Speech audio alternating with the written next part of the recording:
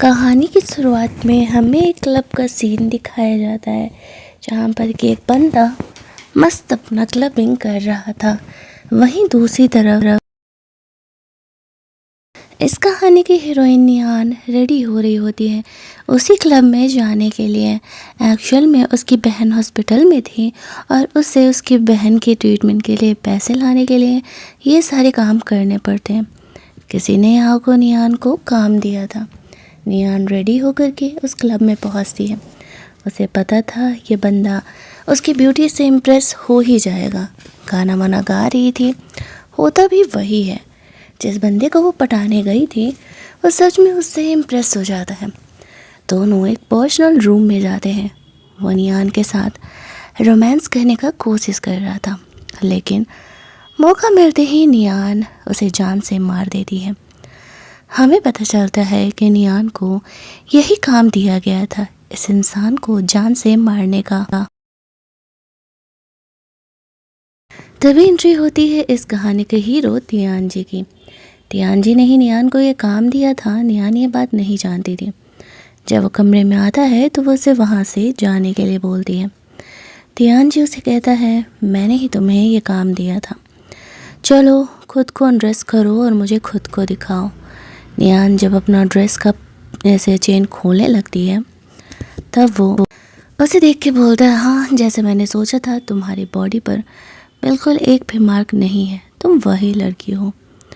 वो यहाँ पर खुश हो जाता है, कहता है कि देखो मैं तुम्हें एक और काम देने वाला हूँ और अगर तुम वो काम करोगी तो मैं तुम्हें डबल पैसे दूँगा। नियान यहाँ पर इस चीज़ के लिए तैयार हो जाती है क्योंकि उसके पास और कोई ऑप्शन नहीं बचा था। आफ्टर दैट हम लोग देखते हैं कि वो उसे अगला काम जो देता है उसके लिए नियान को उसके घर जाना था। दूसरी तरफ हम लोग तियान जी के बड़े भाई हुओ को देखते हैं। वो अपने फादर को काम डाउन कर रहा था। ये बंदे जिसको कि मारने का काम दिया था तियान जी ने, वो कोई और नहीं उसका छोटा भाई था। उसके छोटे भाई के मरने के बाद तियान जी झूठ मूठ के ये फेक रिपोर्ट बना कर ले जाके दिखा देता कि एक्चुअल में हमारे दुश्मनों में से किसी ने उन्हें मार दिया। उसके फादर बहुत ही ज़्यादा परेशान थे इस चीज़ को लेकर के। उन्हें अपने परिवार की बहुत ही फिक्र हो रही थी।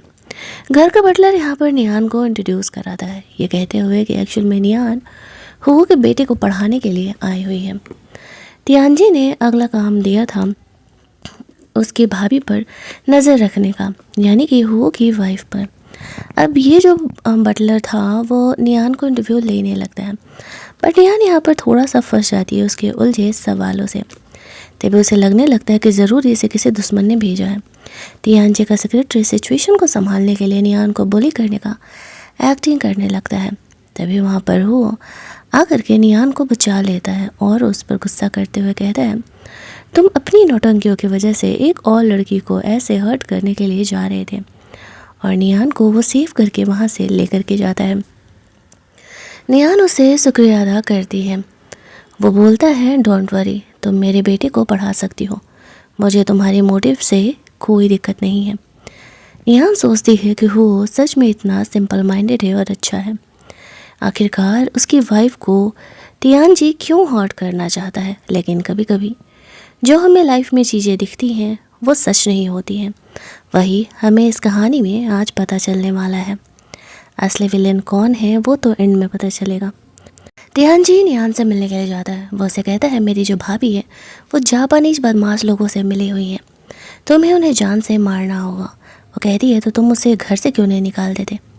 तियान जी उन्हें अपने दाग दिखाते हुए कहती है, ऐसा नहीं है कि मैंने कितनी बार कोशिश नहीं की, लेकिन हर बार मैं मरते मरते बचा था। इस बार मैं ये काम तुम्हें दे रहा हूँ, तुम्हें उन्हें जान से मारना होगा, तभी जा करके तुम्हारा ये मिशन कंप्लीट होगा। नियान को इस बात पर भरोसा नहीं हो रहा था, बट फिर भी उसकी मजबूरी थी। आफ्टर दैट तियान जी उसे अच्छे खासे पैसे देने वाला था और वह यहाँ से निकलने के बाद अपनी बहन का आराम से ट्रीटमेंट करा सकती थी। दूसरे सीन में हम लोग हुओ की फैमिली को देखते हैं। हुओ अपने बेटे को आराम करने के लिए लेकर के जाता है। नियान यहाँ पर उसकी वाइफ को बेहोश कर देती है। उसकी बेहोश होती ही वो उसे जान से मारने के लिए जा रही थी। तभी वहाँ पर सीन कट होता है और हम लोग नियान को कमरे से बाहर निकलते देखते हैं, जहाँ पर कि वो एक जापानी स्वीट लेकर के आया हुआ था। नियान उससे कहती, अरे ये स्वीट आपको कैसे बनाने आता है? वो यहाँ पर बहाना कर देता है, मैंने टेलीविज़न पर देखा था। नियान ज़्यादा ध्यान नहीं देती है और वह कहती है, आपकी वाइफ सो रही है, आई थिंक उन्हें डिस्टर्ब करना सही नहीं है, उन्हें आराम करने देते हैं। तो फिर वो उसे परेशान करने के लिए नहीं जाता है। अगली सुबह हुआ नियान को टेबल पे ले जा करके अपने फादर को बताता है कि ये मेरे बेटे को पढ़ाने के लिए आई हुई है, आज से कुछ महीनों तक ये हमारे ही घर पे रहेंगी। उसके फादर भी इस चीज़ को अलाउ कर देते हैं। आफ्टर दैट वो उनके साथ बैठ करके खाने लगती है। तियानजी जानबूझ करके हुओ को कहता है, ये तुम्हारी गेस्ट है, ये फॉरेन में पढ़ी बड़ी है, तो तुम्हें वहाँ का ब्रेकफास्ट बनाना चाहिए ना। नियान कहती है, नहीं मुझे कोई प्रॉब्लम नहीं है चाइनीज़ खाना खाने से भी। अंडर द टेबल वह नियान के साथ फ्लर्ट कर रहा था और नियान उसे ऐसा करने से रोक रही थी। थोड़ी ही देर में जैसे वो दोनों बाहर जाते हैं, तिहानजी नियान को कहता है, तुम्हारा काम ख़त्म हुआ है नहीं? नियान कहती है, मैंने अपना काम कर दिया है, जल्दी ही तुम्हें पता चलेगा। तियानजी ना जाने क्यों लेकिन नियान को किस करता है, शायद वो उसमें इंटरेस्ट लेने लगा था। तियानजी को ऐसा लगता है कि नियान ने उसकी भाभी को मार डाला, लेकिन तभी बाहर तमाशा होने लगता है। एक फेक डॉक्टर आकर के हुआ कि बेटे को किडनैप कर लेता है और कहता है कि तुम लोगों की वजह से मैंने अपने वाइफ और बेटा खोया है, तो मैं इस बच्चे को मार करके तुम्हारा अपना बदला लेने वाला हूँ। लेकिन तभी वहाँ पर हुओ की वाइफ कहती है कि ये हुओ का बेटा नहीं है, एक्चुअल में मेरा अफेयर इस घर के बटलर के साथ चल रहा है और ये उसी का बेटा है। अब यहाँ पर इस बात को यूं ही तो नहीं मान लिया जा सकता था। प्रूफ के तौर पर वो बताती है, देख लेना दोनों के हाथों पे सेम बर्थ मार्क है। जैसे ही ये बात सामने आता है, उसका बटलर अब कुछ कर नहीं सकता था, लेकिन वह कहता है कि मैं जापानीज की तरफ से भेजा हुआ जासूस हूँ और अगर तुम लोगों ने मुझे जान से मारने की कोशिश भी की तो तुम्हारे ख़ानदान को मैं बर्बाद कर दूंगा, मरने के बाद भी तुम लोग मेरा बाल भी बागा नहीं कर सकते हो, मुझे यहाँ से जाने दो। वो के फादर के पास कोई ऑप्शन नहीं था, उसे उन्हें वहाँ से जाने देना ही पड़ता है। अगर नहीं जाने देते तो एक्चुअल में ये पूरी फैमिली को ही मरवा देता। इसी वजह से हालांकि तियानजी का तो मन था उसे शूट करने का, लेकिन उसके फादर के रोकने की वजह से उसे रुकना पड़ता है। आफ्टर दैट नियान को लगता है कि उसका काम फिनिश हो गया और वो वहाँ से जाने लगती है। तभी तियानजी उससे मिलने के लिए आता है और कहता है, तुम्हें किसने कहा कि तुम मेरी इजाज़त के बगैर इस घर से बाहर जा सकती हो? तुम्हें कैसे पता चला कि हुओ की वाइफ का अफेयर चल रहा है? वह कहती है, मुझे कल रात ही पता चला था। फिर थोड़ी ही देर में सारे घर के लोगों को बाहर बुलाया जाता है, जहाँ पर कि हुओ के डैड अनाउंस करते हैं, आज से 3 साल तक कोई भी नौकर अपने परिवार वालों से बात नहीं करेगा और ना ही इस घर के बाहर जाएगा, क्योंकि मैं नहीं चाहता कि ये बात बाहर आए। दूसरी बात, हुओ की वाइफ और उसके बेटे को दूसरे घर में भेज दिया जाता है, वो लोग अब वहीं पर रहने वाले हैं। ये बात बाहर नहीं जाना चाहिए कि बेटा हुओ का नहीं था।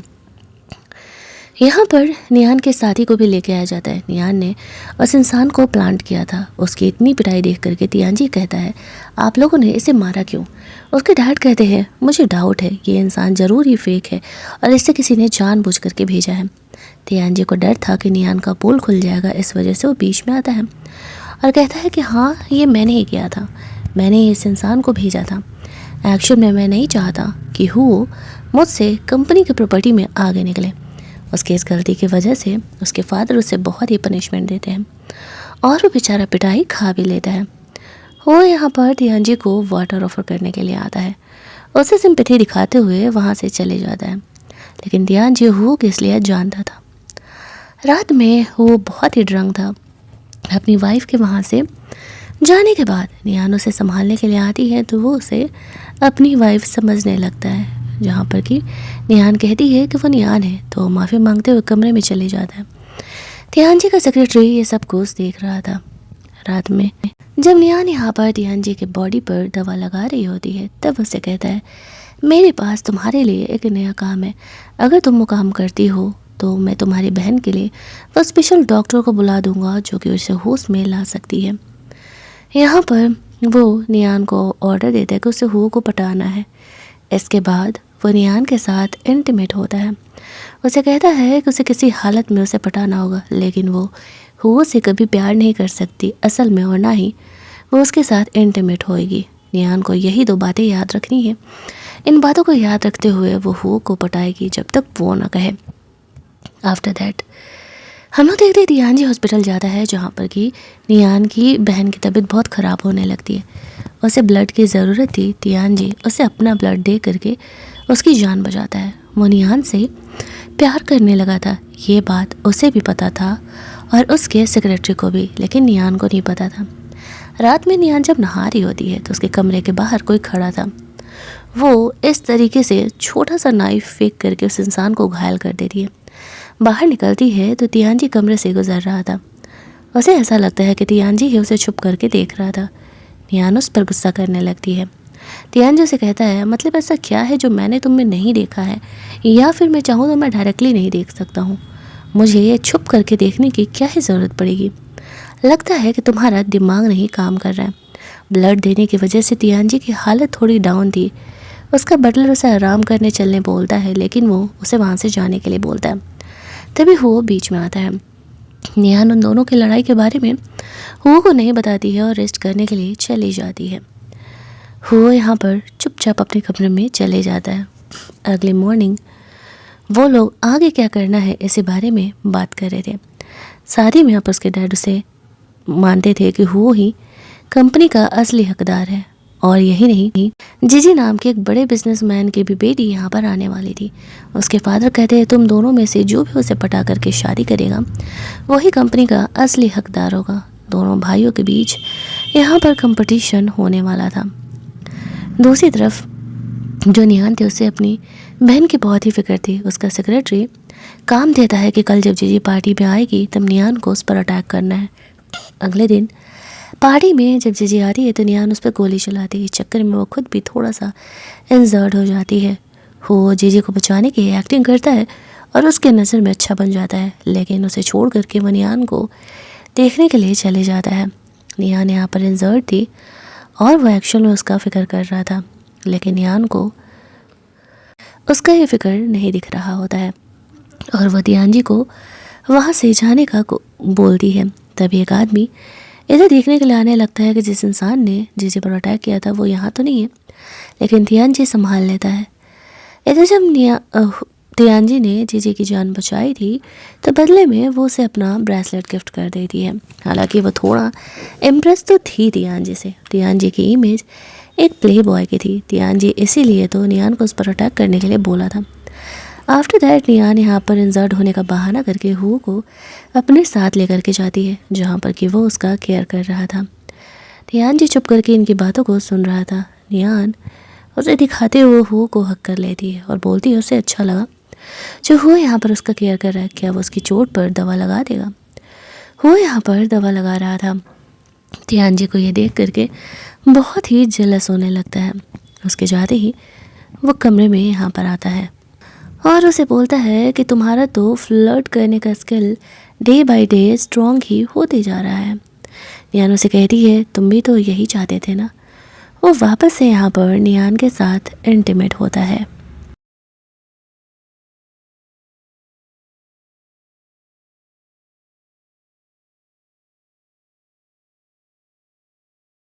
अगली मॉर्निंग नियान का हाल चाल लेने के लिए हु कॉल किया था और तियान जी उसे ऐसे किस करके परेशान किए जा रहा है। नियान जैसे तैसे संभाल करके फ़ोन रखती है। वो हु पर गुस्सा करने लगती है कि वो ऐसी हरकतें क्यों कर रहा है।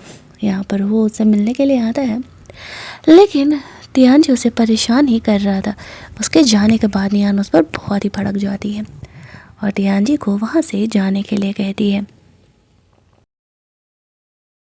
जाते जाते वो उसे मिशन देता है, बोलता है आज उसे हु को फंसा करके रखना है ताकि वो जीजी को डेट पर लेकर के जा सके, और हाँ उस पर अटैक्स भी हो सकते हैं, इस बात का वो ध्यान रखेगी। और साथ ही में जो ब्रेसलेट यहाँ पर जीजी ने हु को दिया था वो ब्रेसलेट वो यहाँ पर नियान को दे देता है। आफ्टर दैट शाम का सीन हम लोग देखते हैं जहाँ पर कि नियान हु के साथ डेट पर गई हुई थी। होता भी वही है। सच में यहाँ पर कुछ बदमाश इंसान नियान पर अटैक करने लगते हैं तो वो उन्हें बचाने का कोशिश कर रहा था। वहीं दूसरी तरफ तियान जी और जीजी का डेट सही जा रहा था। जीजी अब थोड़ा बहुत तियान जी में इंटरेस्ट भी लेने लगी थी। नियान को बचाने के चक्कर में हुआ यहाँ पर इंजर्ड हो जाता है और नियान को ये देख कर के और भी ज़्यादा बुरा लगने लगता है। तभी वहाँ पर जीजी और तियान जी पहुँच जाते हैं। ये देख कर के वो थोड़ा सा जेलस फील करने लगता है। नियान कहती है, तियान जी मेरी जान बचाइए। तभी जीजी की नज़र नियान के ब्रेसलेट पर पड़ती है। वो गुस्से में उसे तोड़ देती है और पूछने लगती है कि ब्रेसलेट तुम्हारे पास क्या कर रहा है? ये ब्रेसलेट तो मैंने तियान जी को दिया था। तियान जी कहता है, मेरे पास तुम्हारा दिया वो ब्रेसलेट है। वो निकाल करके उसे दिखा देता है। बदले में वो जीजी को नियान को सॉरी बोलने के लिए बोलता है, क्योंकि उसने उसके साथ बदतमीजी तो की थी। अब जीजी को यहाँ पर नियान से माफ़ी तो मांगनी पड़ती है। आफ्टर दैट वो तियान जी को घर लेकर के जाती है ताकि उसका फर्स्ट एड कर सके। दूसरी तरफ जीजी घर जा रही थी तो वो जापानी बदमाश इंसान उसे मिलता है और उसके साथ काम करने के लिए बोलता है। वो गुस्से में उसकी पिटाई लगा देती है, कहते हुए एक तो मेरा मूड ऐसे ही ख़राब है और ऊपर से तुम और मेरा दिमाग ख़राब कर रहे हो। दूसरी तरफ नियान से मिलने के लिए यहाँ पर तियान जी आता है। वो नियान से कहता है, लगता है तुम्हारा प्लान कुछ ज़्यादा ही सही तरीके से चल रहा है। नियान उसे कहती है, तुम भी तो यही चाहते थे ना, लेकिन आज वो मेरी वजह से इंजर्ड हुआ और मुझे बहुत ही बुरा लग रहा है।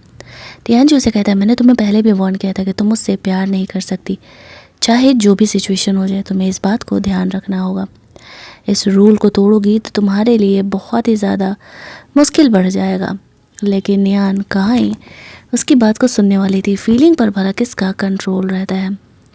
वो यहाँ पर वापस से नियान के साथ रोमांस करने का कोशिश कर रहा था, लेकिन ये सब कुछ अभी चल ही रहा था कि नियान नीचे उतरती है। वापस एक बदमाश इंसान उन पर अटैक करने के लिए आता है और तियान जी वापस से उसे सेव कर लेता है। अब घर वाले भी परेशान थे, बार बार कौन ही है जो उन पर अटैक कर रहा है। इधर एक तो वो पहले से इंजर्ड था, वापस से नियान की वजह से वो वापस से इंजर्ड हो जाता है, तो नियान को और भी ज़्यादा बुरा लगने लगता है। वो तियान जी का हेल्प करने के लिए वहाँ से कमरे में चली जाती है, तो वो उसे रोकते रह जाता है। इधर वो बहुत ही ज़्यादा इंजर्ड था, नियान खुद को रोक नहीं पाती है। वो हो का फर्स्ट ऐड करती है और उसे थैंक्स बोलती है। एक्चुअल में उसकी वजह से आज वो जिंदा बच पाई। हो यहाँ पर वही सेम लाइन बोलता है जो कि कुछ साल पहले नियान के मॉम डैड के गुजरने के बाद, जब वो कुछ टाइम के लिए टेम्पररी ब्लाइंड थी और दुश्मनों से खुद ही लड़ रही थी, तब एक इंसान ने आकर के उसका मदद किया था और उसे यही मोटिवेटिंग वाली लाइंस बोली थी, जिसके बाद से कि उसकी बहन कोमा में चली गई थी। और यहाँ पर ये लाइन सुनते ही हो को ऐसा लगने लगता है कि कहीं नियान को ऐसा लगने लगता है कि कहीं हो ही तो वह इंसान नहीं है जिसने कि उसकी जान बचाई थी और जिसने कि उसका हेल्प किया था। वो और इमोशनली कनेक्ट होने लगती है। तभी यहाँ पर तियान जी बीच में आ जाता है और हो को कहता है कि वहाँ से जाने के लिए। उसकी जाती ही वो नियान पर गुस्सा करने लगता है कि क्या वो उसका पोल खोलने वाला था। वो कहती है नहीं, लेकिन वो बहुत ही अच्छा इंसान है। तियान जी हंसते हुए कहता है, तुम भी उसके झांसे में आ रही हो ना कि वो कितना सीधा साधा इंसान है, लेकिन ये सच्चाई नहीं है। तुम्हें पता है कि वो तुम्हें क्यों पसंद आ रहा है, तुम्हारी इतनी प्रेफरेंस का वो ध्यान क्यों रख रहा है। नियान के साथ वो वहीं उसके कमरे में रोमांस करने का कोशिश करता है। नियान उसे रोकते हुए कहती है, नहीं, इस कमरे में नहीं, ये हो का कमरा है और वो कभी भी यहाँ आ सकता है। तो वो उसे अपने कमरे में चलने के लिए बोलता है। वहीं दूसरी तरफ हो के फादर उसे बोल रहे थे कि उसे तियान जी से ज़्यादा उस पर भरोसा, और वो चाहते हैं कि कंपनी वो संभाले। कैसे न कैसे करके वो जीजी को पटा ले ताकि जीजी उससे शादी करने के लिए हाँ कह सके। वो नोटिस करता है नियान का एक ईयररिंग कमरे में ही गिरा हुआ है, तो वो उसे देने के लिए कमरे में जाता है, जहाँ पर कि कमरे में अंदर तियान जी नियान के साथ रोमांस कर रहा था और वो उसे जाने नहीं देता है। वो बहाना करके वहाँ से हु को जाने के लिए कहती है। ये कहती है कि वो आराम कर रही है और वो अभी गेट नहीं खोल पाएगी, तो वो उससे कल मिल ले। उसके जाते ही तियान जी और नियान वापस से यहाँ पर रोमांस करते हैं। अगली सुबह तियान जी नियान के लिए ब्रेकफास्ट रख के गया था, लेकिन जैसे ही वो खाती है उसे वोमिटिंग सब फील होता है। डॉक्टर को दिखाने के लिए जाती है तो उसे पता चलता है कि वो प्रेग्नेंट है।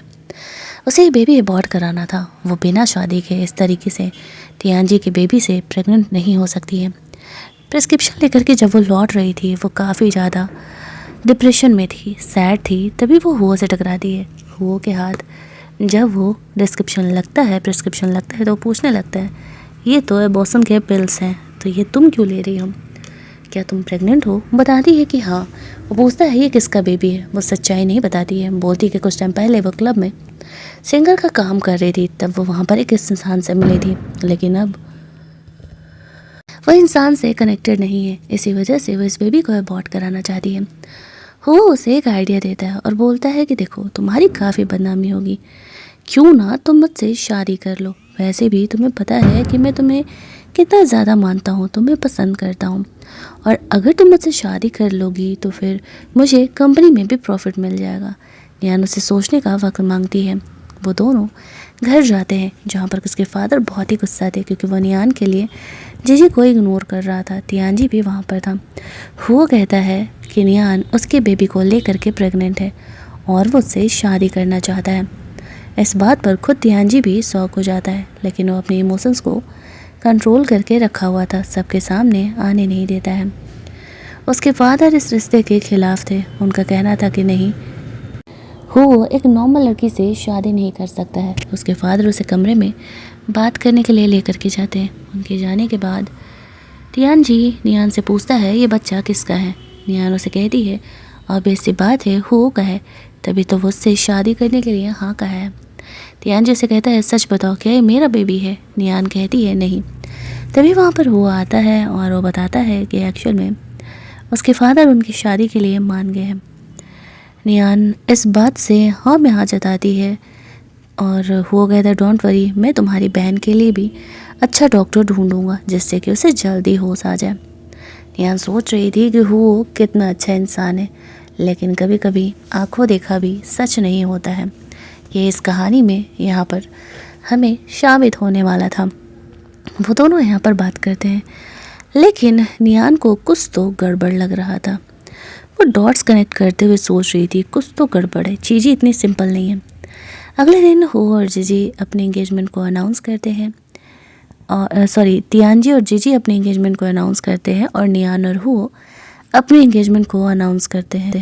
तियानजी को ये सुन करके गुस्सा तो बहुत आ रहा था, लेकिन वो पब्लिकली कुछ कर नहीं रहा था। यहाँ पर हो को बहुत ज़्यादा ही जीजी के कहने पे ड्रिंक करना पड़ता है, जिसकी वजह से कि वो फुल ऑन ड्रंक हो जाता है। नियान उसे उसके कमरे में छोड़ करके अपने कमरे में जाती है। तभी तियानजी उससे मिलने के लिए आता है। वो बताता है उसकी बहन को होश आ चुका है, वो यही बताने के लिए आया था। नियान बहुत खुश थी और वो अपनी बहन से मिलने के लिए हॉस्पिटल में जाती है। उसके साथ यहाँ पर तियानजी भी जाता है। उसने कहा था आई नो कि तुम्हें मुझ पर भरोसा नहीं है, हो की डायरी है, इसे पढ़ोगी तो समझ जाओगे कि वो तुम्हारे बारे में सब कुछ कैसे जानता है। इधर नियान अपनी बहन से मिलती है। उसकी बहन बहुत ही ज़्यादा खुश थी कि नियान ठीक है। नियान को अपनी बहन की फ़िक्र हो रही थी। वो चाहती थी कि उसकी बहन जल्द से जल्द यहाँ से चली जाए। वो तियानजी को थैंक्स बोलती है, अगर उसने उस डॉक्टर को नहीं बुलाया होता तो शायद उसकी बहन को होश नहीं आता। तियानजी उसे कहता है मैं बस इतना चाहता हूँ कि तुम हो से प्यार मत करो, क्योंकि वो तुम्हारे प्यार के लायक नहीं है। उस डायरी को पढ़ोगी तो तुम समझ जाओगी कि मैं ऐसा क्यों कह रहा हूँ। लेकिन नियान ने तियानजी की बात ना मानते हुए उस डायरी को नहीं पढ़ा था। जब वो घर जाती है, जैसे ही वो यह बात हो को बताती है कि उसके बहन को होश आ गया, वो खुश होने के बजाय काफ़ी टेंशन में दिखता है। तभी दूसरी बात नियान को यहाँ पर खटकती है कि उसे तो खुश होना चाहिए, फिर ये थोड़ा शौक क्यों है। वो खुद ही चीज़ों को पता लगाने का डिसाइड करती है। वो वापस से हॉस्पिटल में अपनी बहन की देखभाल करने के लिए जाती है, जहाँ पर मोस्ट ऑफ द टाइम तियानजी उसके साथ ही रहा करता था। वो एक्शन में उसे प्यार जता रहा था, बस नियान को दिख नहीं रहा था। तियानजी के जाने के बाद यहाँ पर वो आता है और यहाँ पर वो उसके लिए दवा वगैरह लेकर के आया हुआ था, लेकिन उसे पता था कि तियानजी यहाँ पर नियान से मिलने के लिए आया हुआ था। तभी एक डॉक्टर यहाँ पर उसकी बहन पर अटैक करने के लिए आता है। वो उसकी बचाने की एक्टिंग करने में इंजर्ड हो जाता है। उसी ने उस डॉक्टर को हायर किया था जो कि उसकी बहन पर अटैक करे और वो उसे बचाने की एक्टिंग करे, जिससे कि नियान वापस से उससे इम्प्रेस हो जाए और वो सच में उससे शादी करने के लिए हाँ कह दे। लेकिन नियान इन सब को तियानजी से जोड़ रही थी। उसे ऐसा लग रहा था कि वो जानबूझ करके हुओ को हर्ट करने के लिए ये सब कुछ कर रहा है और वो हुओ से शादी करने के लिए हाँ कह देती है। जो तियानजी का सेक्रेटरी था वो इन सारी चीज़ों पर नज़र रखा हुआ था। सारी बातें वो तियानजी को जा कर के बता रहा था। वैसे तो सब कुछ तियान जी के प्लान के हिसाब से चल रहा था, लेकिन फिर भी वो खुश नहीं था। वहीं दूसरी तरफ ये तीनों घर पर आपस में डिस्कस कर रहे थे कि जीजी ने जब तियान जी को चूज कर ही लिया है तो जल्द से जल्दी शादी निपटाया जाए। दूसरी तरफ नियान अपनी बहन से बातें कर रही थी। उसकी बहन उसे बता रही है, उस रात जो इंसान हम पर अटैक करने के लिए आया था, जिसने हमारे पेरेंट को मार डाला, वो जापानीज में बोल रहा था। मुझे अब भी उसकी वॉइस पता है। ना जाने क्यों मुझे ऐसा लगा कि मैंने अभी कुछ दिन पहले ही उसकी वॉइस सुनी थी। नियान अपनी बहन को रेस्ट करने के लिए बोलती है, ज़्यादा नहीं सोचने के लिए बोलती है। अब उसे तियान जी और हुओ दोनों पर ही डाउट हो रहा था। वो ये बातें किसी को बिना बताए खुद ही सच पता लगाने का डिसाइड करती है। इधर तियान जी को पता चलता है कि हुओ कभी बाप नहीं बन सकता, वो इम्पोर्टेंट है। इट मीन्स कि नियान जिसके बेबी को लेकर के प्रेग्नेंट है वो खुद तियान जी का है। वो तियान जी से इस बारे में बात करने के लिए जाता है। वो कहता है, मुझे पता है कि हुओ बाप नहीं बन सकता। खुद सोचो, ये जानने के बावजूद भी कि उसकी पहली बीवी भी उसके बच्चे को प्रेग्नेंट नहीं थी और तुम भी किसी और के बेबी को लेकर प्रेग्नेंट हो, वो क्यों तुमसे शादी कर रहा है? आंखें बंद करके शादी मत करो, सच्चाई देखने का कोशिश करो। नियान तियान जी को ये दिखाती है उसे इन बातों से फ़र्क नहीं पड़ता, लेकिन वो खुद से ही इन बातों को अब इन्वेस्टिगेट कर रही थी ताकि ये बात ना तो हो को पता चले और ना ही तियान जी को। जैसे ही हो नियान से मिलने के लिए आता है, वो उन सबूत के पेपर्स को छुपा देती है। वो बस अपनी शादी के बारे में बात करने के लिए आया था। नियान का ध्यान उसकी बहन पे था। उसे पता चलता है कि उसकी बहन की तबीयत अचानक से ख़राब हो गई है। हॉस्पिटल जाने पे पता चलता है कि उसकी बहन की जान नहीं बचाई जा सकी। वो ये देख के बहुत ही रोने लगती है और इन सब का जिम्मेदार तियान जी को मानने लगती है। उसे लड़ने के चक्कर में वो बेहोश हो जाती है। यहाँ पर वो आकर के उसे संभालता है और कमरे में लेकर के जाता है। हालांकि ये सब कुछ उसका किया हुआ था, लेकिन अब सारा ब्लेम यहाँ पर तियान जी पर जा रहा था। वो नियान को काम डाउन करते हुए कहता है, डोंट वरी, तुम्हें अपना ध्यान रखना होगा। तुम प्रेग्नेंट हो, माना कि हम तुम्हारी बहन को वापस नहीं ला सकते, लेकिन जो भी तुम्हारी बहन का किलर है उसे मैं ज़रूर ही पकड़ करके सजा दूंगा। इतना सारा कांड होने के बाद नियान को डाउट होने लगता है इन सब में कहीं ना कहीं वो इन्वॉल्व है और वो खुद से इन चीज़ों को पता लगा रही थी, लेकिन वो किसी को इस बारे में बताना ज़रूरी नहीं समझती है। उसे इतना तो पता चल गया था कि तियान जी की इसमें गलती नहीं है। वहीं दूसरी तरफ जो जीजी होती है वो तियान जी को कहती है अगर वो उससे शादी करेगा तो ही वो उसकी हेल्प करेगी इस मैटर में। तियान जी के पास फ़िलहाल कोई ऑप्शन नहीं था जीजी की बात मानने के अलावा। वहीं दूसरी तरफ जो नियान थी वो हुओ से अभी यही दिखा रही थी कि वो उससे उतना ही प्यार करती है, लेकिन उन दोनों को काफ़ी जेलस होने लगता है और उसे बोलने लगता है कि नहीं, तुम मुझसे शादी नहीं कर सकते। जब उसके साथ रोमांस कर रहा था तभी हो और जीजी यहाँ कमरे में आ जाते हैं। तियान जी का अफेयर नियान के साथ चल रहा है, ये बात सबके सामने आ जाता है। जीजी ये देख करके बहुत ही गुस्सा करने लगती है, लेकिन वो हो को कहने लगती है, तुम्हें क्या लगता है मुझे पता नहीं है तियान जी के कैरेक्टर के बारे में, लेकिन फिर भी मैं उससे बिजनेस के फ़ायदे के लिए शादी कर रही थी, तो मैं अब भी तियान जी से ही शादी करूँगी। वो सोचता है इतने मेहनत करने के बाद भी यहाँ पर तियान जी और जीजी शादी नहीं करने के लिए मान नहीं रहे। अब तो उसे कुछ ना कुछ तो करना ही पड़ेगा। वह नियान को तियान जी के खिलाफ पूरी तरीके से भड़का देता है और कहता है उसी ने तुम्हारी बहन को मारा है। कुछ ऐसे झूठे फैब्रिकेटेड प्रूफ भी दिखा देता है। अब नियान को लगने लगता है कि वो सही ही कह रहा है। जैसे ही यहाँ पर तियान जी कमरे में आता है तो वह गुस्से में उसके शोल्डर पर उसे शूट कर देती है। तियान जी उसे कहता है तुम्हें सच में लगता है मैंने तुम्हारी बहन को मारा है? तुम्हें तो पता भी नहीं है कि मैंने अपना ब्लड देख करके तुम्हारी बहन की जान बचाई है। लेकिन इस बात का कोई प्रूफ नहीं था तो नियान उसकी बात नहीं सुनती है। सीन यहाँ से कट होता है। वो को ऐसा लग रहा था कि वो अपने प्लान में सक्सेसफुल हो गया। अभी तक तियान जी भी इंजर्ड था, वो बचने नहीं वाला था। ये सुनते ही उसके फादर भी काफ़ी परेशान हो जाते हैं। वो जीजी से मिलने के लिए जाता है। नियान भी साथ में था और नियान के सामने ही जीजी से शादी करने के लिए बोलता है, ये कहते हुए जैसे कि तुम देख रहे हो अब तो तियान जी भी नहीं बचने वाला है, तुम्हें मुझे चूज करने के अलावा कोई ऑप्शन नहीं है।